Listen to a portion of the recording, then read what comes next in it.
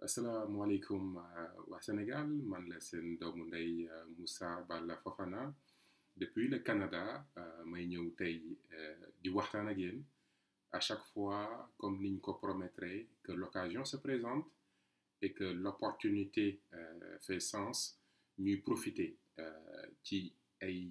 cas ay jàmbat yuy xew ci réew mi pour jéem a def ay jàngat yoo xam ne benn bu ci nekk gëm nañ ne dina gindi citoyen bi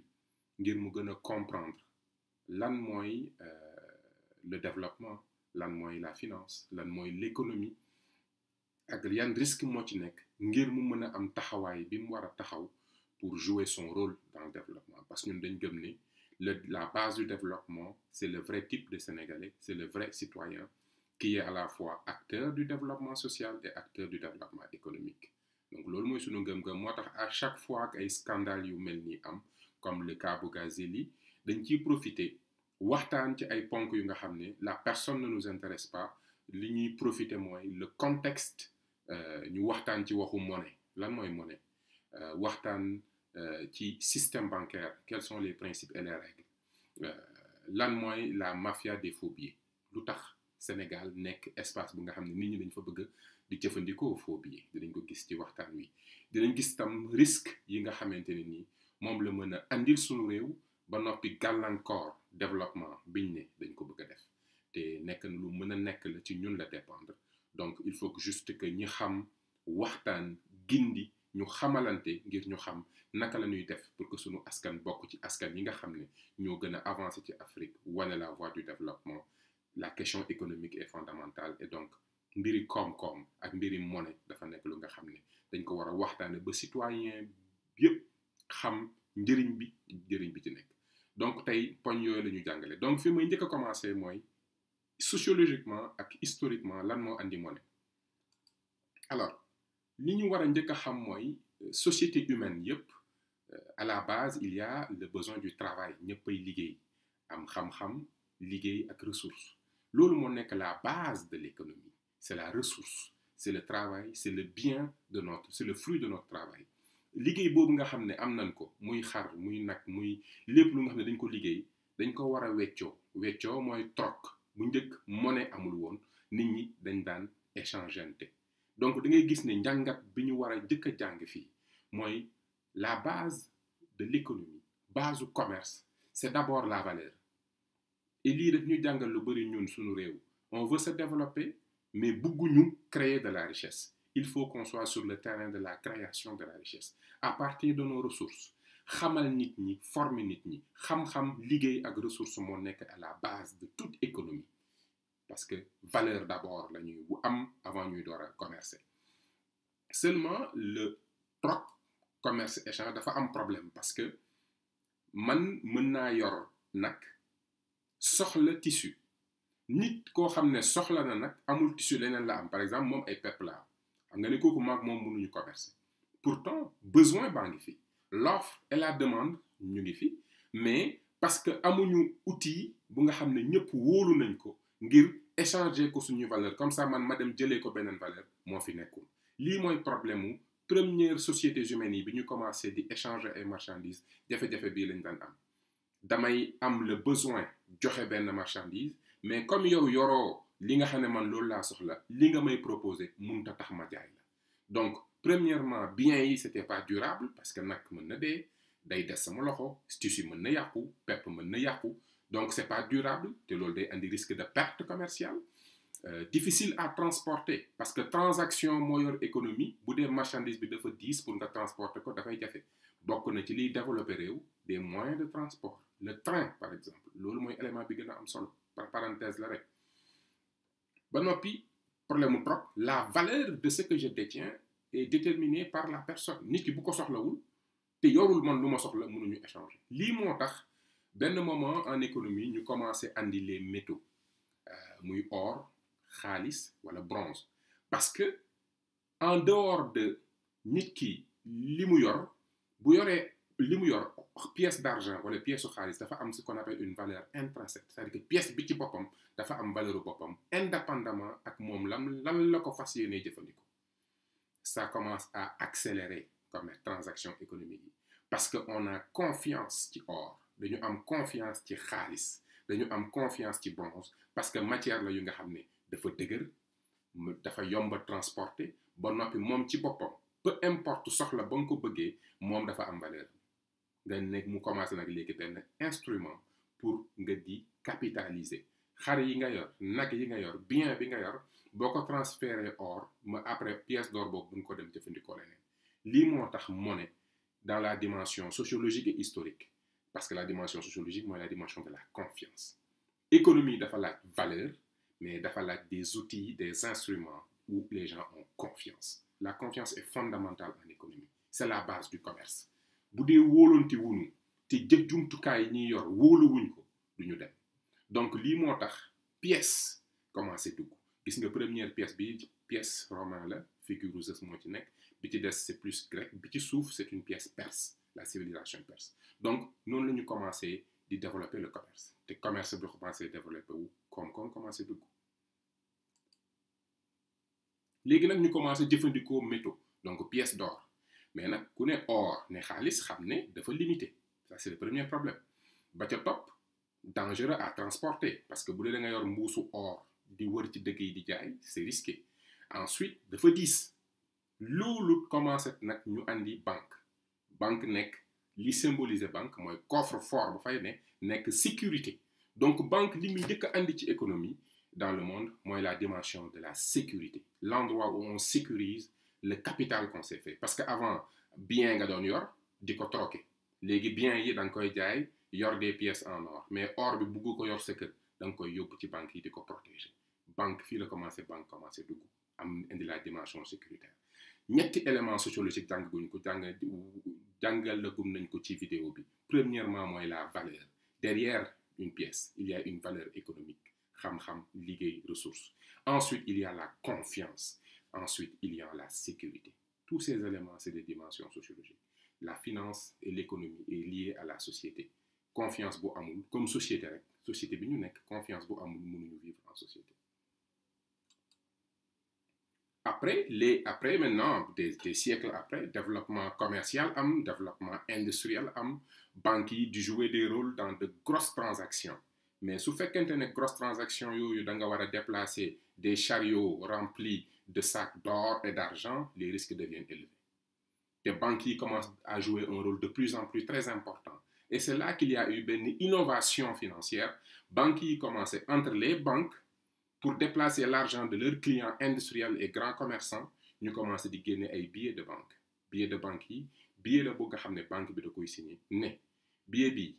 képp ku ko yor présenter la ko fay ko valeur am ci kilo xaalis ce qu'on appelle les billets mais boobu c'était uniquement dans le domaine commercial et industriel en 1800 par exemple benn billet de 500 francs bu France boo ko yoree banque boo dem ñu jox la saaku 2,5 kilos bu xaalis plus tard nag les billets se sont démocratisés mais billets yooyu c'était des billets très avec de grosses valeurs par exemple billet bii may wane nii billet la buy circuler ba léegi c'est un billet de $1000 de la Banque du Canada bu nga xam ne émettre $1000 mais ça existe toujours mais ils ne le font plus donc bu ñu résumer avant ñuy dugg ci mbiri faux billets si on résume dans un premier temps on comprend très vite que la monnaie derrière benn pièce monnaie wala benn billet il y a une véritable valeur économique il y a la confiance mais valeur économique boobu li koy jur mooy xam-xam liggéey ak des ressources naturelles yi nga xam ne moom moo nekk la base de la création de richesse lii mooy rôle état développement économique c'est aider ton peuple à ce que ñu am xam-xam mën liggéey jëfandikoo seen ressources pour créer de la richesse donc lii mooy jur valeur économique te valeur économique ñëpp a ko soxla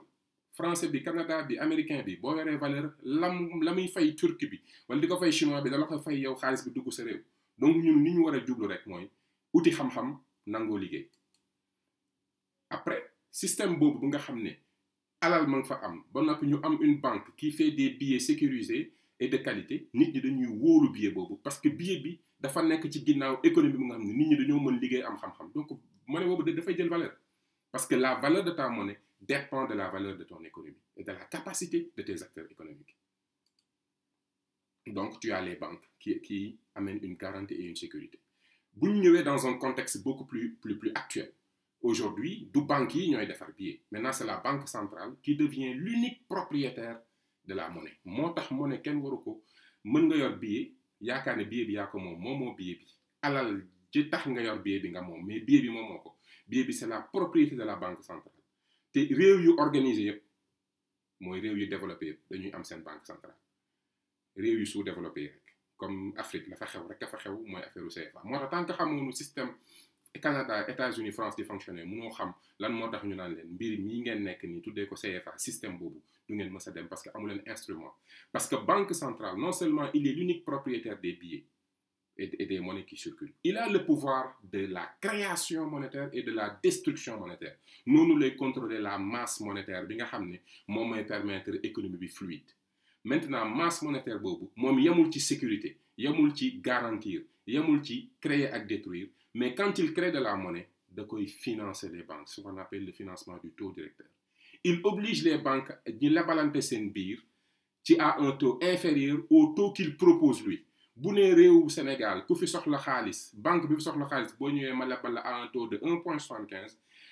banque bu fi soxla xaalis dem ci beneen banque boobu ne xam ne xaalis bi mu yor ëpp na bëgg na koo lebal banque bi du ko mën a lebal lu weesoo 1,75 nii la banque centrale réew mu am intelligence am banque centrale nii la ñuy def ba maîtriser le crédit pour que crédit bi wàcc nit ñi mën ci jot parce que le crédit est à la base de la finance et de la croissance de l'économie par exemple tey jii bi may defar kii bi depuis le 30 octobre 2019 taux directeur du Canada c'est 1,75 donc le crédit est la clé de la croissance banque ñetti source la am pour financer l'économie premièrement xaalisu boppam bi nga xam ne moom la démarré banque bi dépôt bi fa nit ñi di déposer dépôt boobu nag ci la mbiri faux billets yi nekk dinañ ci ñëw léegi lii fii wax ji yëpp fii laa bëggoon mu yegg si dépôt ak li muy leb yeneen banques yi wala yeneen banques yi bu ñu amul mu dem banque centrale mu lebal ko parce que li comme je le disais ni muy fonctionner nii la par exemple sa banque mën nga fa ñëw di fa leb 50 millions yor na 30 millions yu nga xam ne 10 millions yi peut-être moo ko moom 20 millions yi la fa clients yi déposé mu manque ko benn 20 millions mu dem ci benn banque A banque bi ne ko 2.0 laa la koy lebalee parce que xaalis dafa manqué mu dem ci banque B banque bi ne ko 1.90 mu dem ci banque C ne ko 1.80 du ko jël parce que xam na ne banque centrale mi ngi proposé à 1.75 donc tant que banque centrale mi ngi nekk à 1.75 tous les banques sont obligées de lebalante seen biir à moins de 1.75 voilà comment l'instrument monétaire permet de maintenir le crédit à un très bas niveau ba noppi si jamais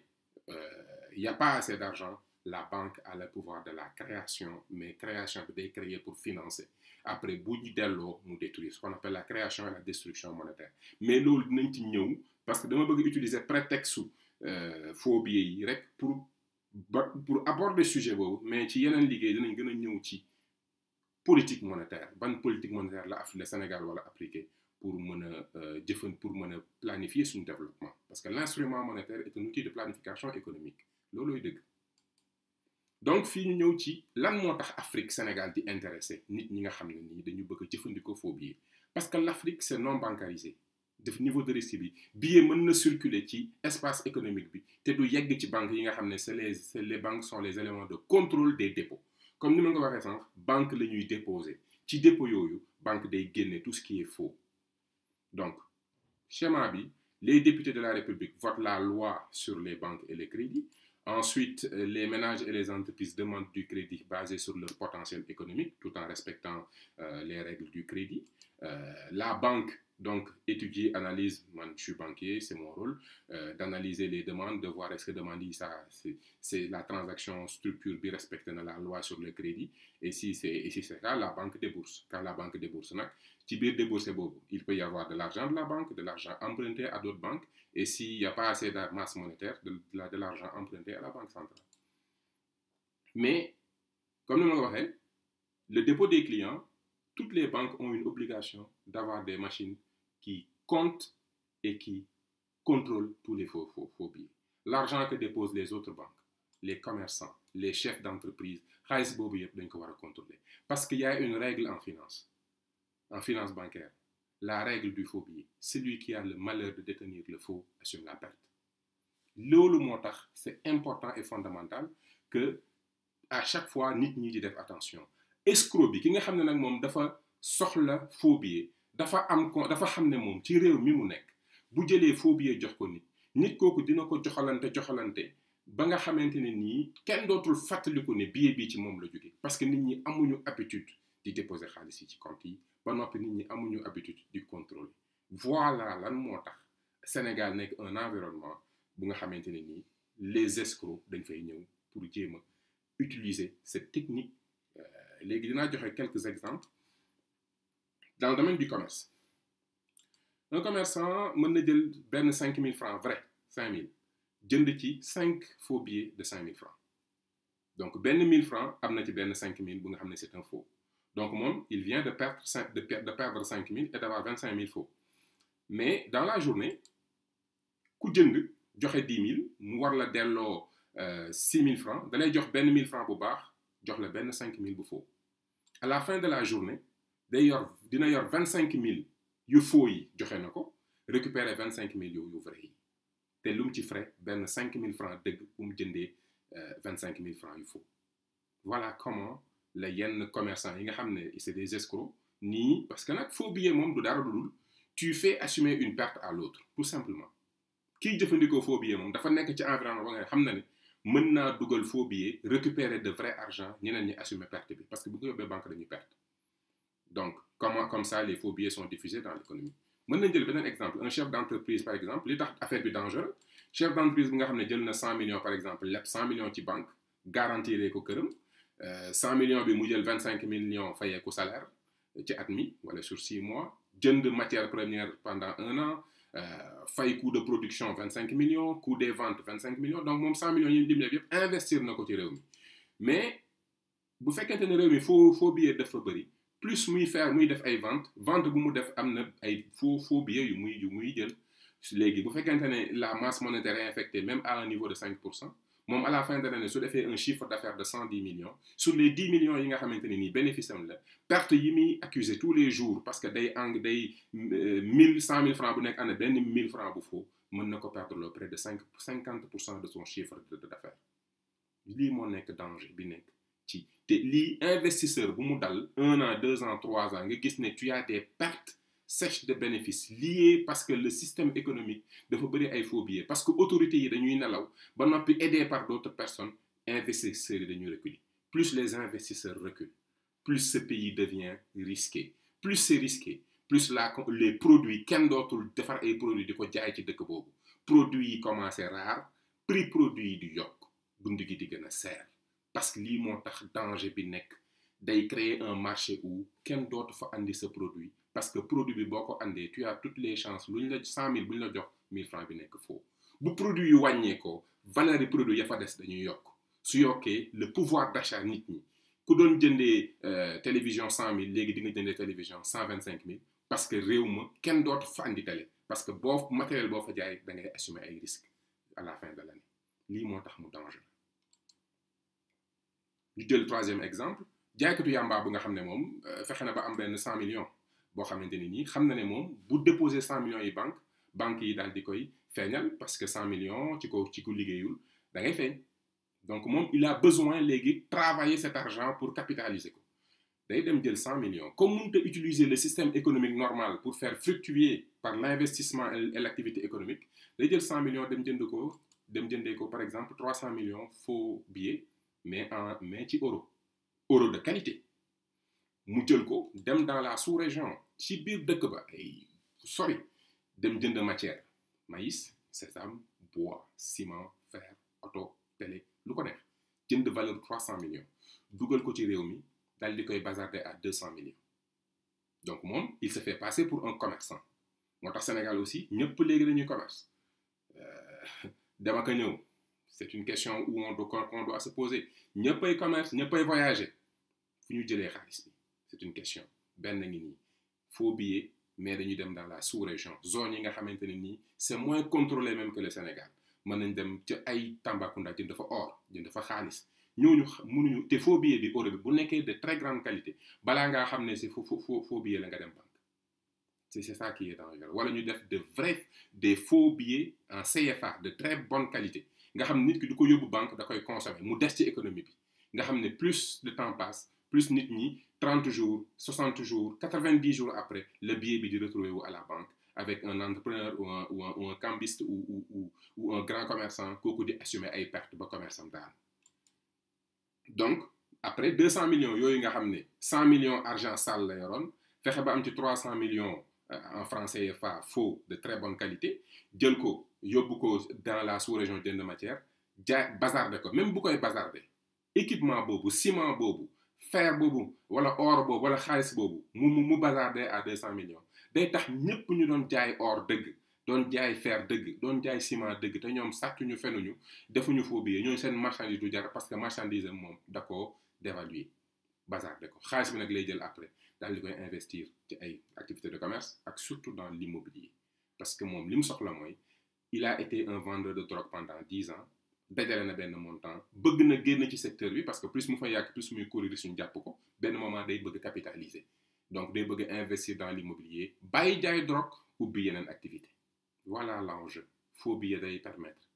nga multiplier am ñoo assumer loo près de 200 millions de pertes. Maintenant ñu dugg ci dernier élément bi les acteurs du marché des faux billets parce que faux billet foog mu am parce que tant que billet mi ngi nekk de qualité par exemple l'euro moo bokk na ci billet yi nu gën a contrefait dollar moo billet bi nga xam ne li ëpp ci faux billet yi c'est en dollar faux billet bi circuler zone Afrique franc CFA dañ koy def faux billet surtout franc CFA parce que nit ñi xam nañ ne espace africain yi élément de contrôle amu fa mais kan mooy defar mais dafa am 4 acteurs yi nga xam ne te fii la waxtaan wi amee solo premièrement le producteur de faux billets kan moo ñemee jël sa xaalis dem jënd benn machine buy defar bi ku ko def Interpol wala police flagué la parce que machine yooyu du n'importe qui moo ko war a yor donc il faut nga nekk dans la mafia am accès au marché noir au dark web am capacité jënd machine yi te kenn du xam parce que marché noir mën nga fa jënd drogue mën nga fa jënd arme yi réer Sénégal te kenn du ko dégg marché noir lañ koy jaayee foofu kenn du wax marché noir donc mën na jënd ay imprimerie dem dans les zones maîtrisées par la mafia napolitaine ñi nekk Italie sénégalais yi nekk Italie xam nañ li may wax la mafia napolitaine a la réputation de faire les meilleurs faux billets euro ci monde ñoo ko mën parce que ñoom premièrement ils maîtrisent leur espace mën nañ jënd machine yi ils produisent mais ñoom duñu jaay ils produisent te nit bu soxlaa ñëw jënd ci ñoom mais kan mooy ñëw di jënd c'est l'importateur ki nga xam na ne biir réewam système économique am mën na ci exploiter faux billets kooku c'est un lobbyiste proche du pouvoir parce que moom sa force c'est pas amul capacité jënd imprimerie et imprimante créer imprimerie comme ni ko mafia bi defee parce que dafa am doole am fit mën a rey juge mën a rey ku ko neex te fi muy nekk di defar biyam kenn ñeme ko fekk moom amul pouvoir boobu mais pouvoir bi mu am mooy réew mi mu nekk jege na politiciens yi jege na système bi nga xamante ne ni drogue mën na ko fa dugal argent sale mën na ko fa dugal te képp ku koy liggéeyal bu ñu la jàppee mën na la génne booy jinne li mu doon jinne du jinne dafa am ñu ne ci ginnaawam di ko libérer drogue bi gis nañ naka la drogue di duggee une partie génnaat c'est parce que dafa am ñu ko moom ñoo récupérer seen drogue kenn sàcc ko dañoo récupérer seen alal ba noppi ñu bàyyi leen ñu dem faux billets yi itam kii nangu di am ay nit yu lay jaayal c'est parce que da nga leen di mën a protéger loolu mooy expliquer ñu jàpp nit bàyyi ko mu dem effacer ay traces ñëwaat yépp ci la ne parce que li ki ne ci ginnaaw mooy ki am capacité mën a dugal drogue mën a dugal faux billets mën a dugal lu ko neex ci dëkk bi ba noppi ku mu bëgg a protéger la trace bu mu bëgg a effacer ko kooku mooy le vrai élément du système te kooku la ñu war a jàpp ka ca topp mooy le vendeur benn célébrité lay doon nekk dans le showbiz nekk ci milieu xaalis kenn du ko fooge wala mu nekk benn autorité nekk peut-être député comme le cas Bouga yor otom kenn mënu ko fooge ñooñu c'est les meilleurs pour vendre parce que jaay lu mu soxla pouvoir circuler sans lever les soupçons pour diffuser la marchandise donc ñoom ñi ne ci kaw mën a dugal ñoom mënuñu jaay par contre mën nañu protéger ki leen di jaayal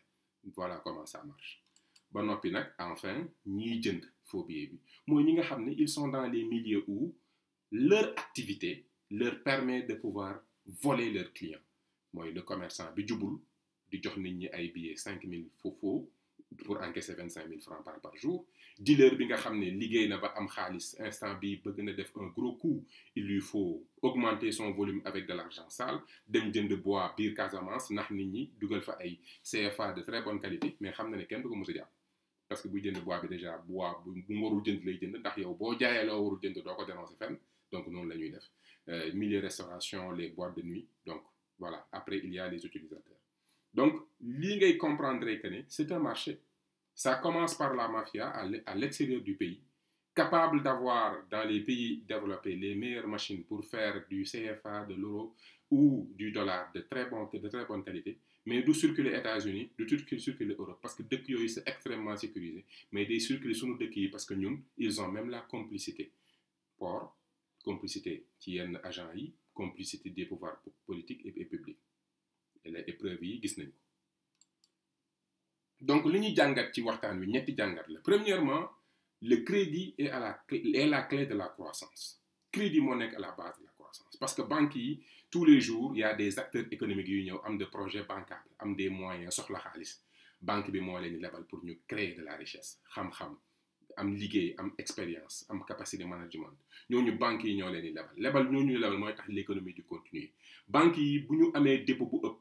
ñuy lebalante seen biir bu dépôt manqué taux bi nar a yëkkati banque centrale ne ñëw leen ma lebal leen parce que bëgguma taux bi jóg parce que bu taux bi jógee da ngeen koy répercuter ci consommateur bi te loolu du arrangé bu ma lii mooy le vrai sens de la monnaie débat monnaie yi ñuy ay CFA ak yooyu yëpp du loolu mooy li am solo lii mooy li am solo njëriñ laa ngi nii te njëriñ li ko comprendre xam ne leneen loo mënti am lii moo ko gën parce que lii moo développé Canada moo développé France moo développé États-Unis am na ay jamono sax les banques centrales finançaient directement les États te ñun ñu ngi nii FMI ak Banque mondiale bi ñu bëgg a rey ak emprunt obligataire bi ci topp mooy ñu comprendre ne économie système financier lu mu complexe lu simple moo nekk ci base bi mooy la valeur économique nag moom xam-xam la nangu liggéey ak capacité créer des produits de valeur produit moom bu amee valeur ñëpp koy jënd ku koy jënd na la fay njëg mi fay chinois bi di ko fay japonais bi di ko fay n'importe qui donc alal ji yokku sa biir réew nit ñi consommer consommation bi di jur ay alal ngay recruter c'est comme ça que ça marche ce système monétaire plus sa économie am valeur plus sa monnaie di am valeur parce que monnaie bi c'est en lien avec la valeur et puis c'est sécurisé plus nga am banque bu nga xam ne il est là pour réguler protéger la monnaie et puis relancer l'économie ba noppi les faux billets comme ni ñu ko xamee c'est pas du question nit mënut a xëy rek di yor ay billets d'extrême qualité non dafa am un producteur international am un importateur lobbyiste moom mu nekk un vendeur célèbre et très respecté et puis mu am nag des escrocs et des acheteurs yu nga xam ne dans leur activité de tous les jours ils peuvent tromper le citoyen lii artu la pour que ñëpp ñi nga xam ne ñu ngi ci dans le commerce nañu wut ay machines di détecter faux billets yi di génne faux billets yi parce que tant que nit ñaa ngi assumer des pertes sur les faux billets léegi ñi nga xam ne ñoo ko doon jënd arrêté di ko jënd ba noppi il faut que ñi ñuy diriger xam ne économie du caaxaan économie valeur la économie confiance la économie sécurité la économie c'est de l'ingénierie c'est de la planification économie c'est très complexe construction sociale la dafa jël temps wu nit ñi am confiance te confiance boobu warut a daanu parce que tout simplement on a un système politique qui met des gens incompétents ignorants et limités à des situations yi nga xam ne ils n'ont même pas conscience de la gravité de ce qu'ils font parce que nag un représentant du peuple ak li ma expliqué léegi ni monnaie amee solo ci système économique si tu es un député jóge ci 50% ñi ne sa département fal la mënoo am comportement bi lii aussi daf ñuy questionner parce que ki ñu tooñ mooy ki jël nit ko nga xam ne il n'est pas digne il n'a pas même la conscience de l'importance lan mooy république lan mooy la confiance des citoyens c'est quoi être un député c'est tellement lourd de responsabilité nga jël nit kooku yóbbu ko assemblée lu mu def sénégalais yow yaa ko def c'est notre système politique qui pose problème là le député assemblée nationale moo nekk le cœur du système dañu war a tànn les meilleurs d'entre nous te kenn mënut a xam ban sénégalais moo gën ci sénégalais yi lu dul sénégalais yi dund ak moom donc circonscription yi ñoo war a tànn les députés à plus de 50% man loolu laa gëm loolu bés bu ñu amee député yoo xam ne député yëpp ñi ëpp ci sénégalais yi ñoo leen wóolu te département bañ jógee gëm naa ne réew mi dinañ gën a mën a avancer ci yenn questions yi dinañ mën a gindi nit ñi yéen nit ñi ci naka la réew di fonctionner ak nu ñu mën a jaar pour développer donc ma leen di gërëm di leen sant comme ni ma koy faral di waxee xam-xam du pexe gis nañ ko tey ci live bi au-delà de la monnaie ak li muy complexe yëpp li ne ci suuf mooy valeur économique mais valeur économique li koy jur mooy xam-xam produit bi la ëpp valeur mooy produit bi ñu gën a def xam-xam ordinateur ñi defar ordinateur ingénieur bi ko xalaat moom moo gën a am alal que ki nga xam ne moo tëgg bouton yeeg li ciy des donc xam-xam tey yi la àdduna bi di fay dañu war a fexe ba sunu askan ëpp ay borom xam-xam ñu jàngal nit ñi tàggat leen xam-xam liggéey moo nekk à la base de l'économie valeur yooyu la ñuy commercer à travers les monnaies système bu ñu réfléchir moo koy protéger ak di ko réguler dirigeants yu conscient ñoom ñooy am la capacité comprendre les enjeux et les défis bañ a dugal seen réew ci ay tensions de trésorerie bañ leen a dugal ci jafe-jafe yi nekk ay emprunts yu nga xam ne amul sens ay députés yu nga xam ne dañuy ndërmeeloo économie mu nekk lu doy waar parce que c'est pas le rôle d'un député quelqu'un qui est au service de la nation en tout cas ma leen di gërëm di leen sant di am mbégte à chaque fois que l'occasion se présente pour ànd ak yéen def ay jàngat ci li nga xam ne ñu ngi koy jàmbat di rappeler encore une fois xam-xam liggéey nangu waxante dëgg loolu mooy la base bi mën a wàcce yërmande ak développement suñu réew ma leen di gërëm encore une fois di leen sant di jéggalu nag bu amee kàddu bu déplacé wala lenn loo xam ne wax naa ko fi rek te tegginewul ma koy jéggalu di am vraiment mbégte di leen nuyu di leen souhaiter une bonne semaine et puis incha allah bu ko yàlla mayee rek à chaque fois que l'opportunité se présente di leen jël ci actualité bi pour venir sur des sujets yi nga xam ne xam nañ ni lii bu ko sénégalais yi ëpp xamee réew mi dina soppeeku parce que le changement pour que ñu transformer suñu société il faut que ñu transformer suñu mentalité te sénégalais bi moo ko mën a changer moo ko mën a dimbali mu changer état d'esprit ak comportement may ñaan képp ku seetaan vidéo bi li laay war a suuli na ko partager ndax looloo ko tax a jóg dara taxu ko jóg lu dul yee li ëpp ci sénégalais yi parce que combat bi combat xel la combat xam-xam la parce que nit ñi war a mën a liggéey suñu réew loolu moo am solo li ci des yëpp ñu teg ko ci loxo yàlla góorgóorlu waslu ak di jéggalu ñëpp ma leen di souhaiter une bonne fin de soirée et à la prochaine incha allah